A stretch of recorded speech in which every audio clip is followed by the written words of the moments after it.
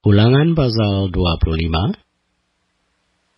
Apabila ada perselisihan di antara beberapa orang, lalu mereka pergi ke pengadilan, dan mereka diadili dengan dinyatakannya siapa yang benar dan siapa yang salah, maka jika orang yang bersalah itu layak dipukul, haruslah hakim menyuruh dia meniarap dan menyuruh orang memukuli dia di depannya dengan sejumlah derah setimpal dengan kesalahannya.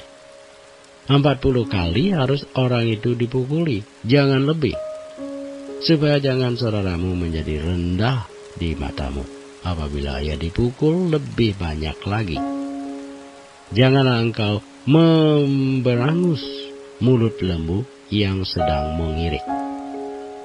Apabila orang-orang yang bersaudara tinggal bersama-sama dan seorang daripada mereka mati dengan tidak meninggalkan anak laki-laki, maka janganlah istri orang yang mati itu kawin dengan orang di luar lingkungan keluarganya. Saudara suaminya haruslah menghampiri dia dan mengambil dia menjadi istrinya, dan dengan demikian melakukan kewajiban perkawinan ipar. Maka anak sulung yang nanti dilahirkan perempuan itu haruslah dianggap sebagai anak saudara yang sudah mati itu, supaya nama itu jangan terhapus dari antara orang Israel. Tetapi jika orang itu tidak suka mengambil istri saudaranya, maka haruslah istri saudaranya itu pergi ke pintu gerbang, menghadap para tua-tua, serta berkata, "Iparku menolak menegakkan nama saudaranya di antara orang Israel. Ia tidak mau melakukan kewajiban perkawinan ipar dengan aku."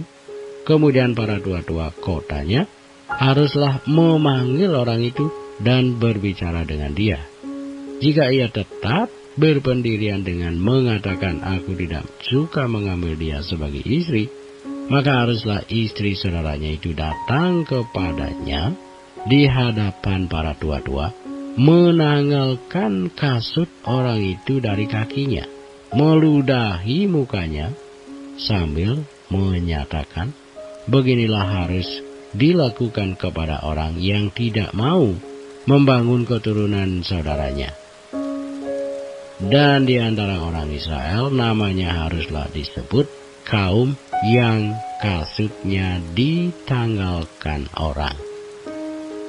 Apabila dua orang berkelahi dan istri yang seorang datang mendekat untuk menolong suaminya dari tangan orang yang memukulnya, dan perempuan itu mengulurkan tangannya dan menangkap kemaluan orang itu, maka haruslah kau potong tangan perempuan itu.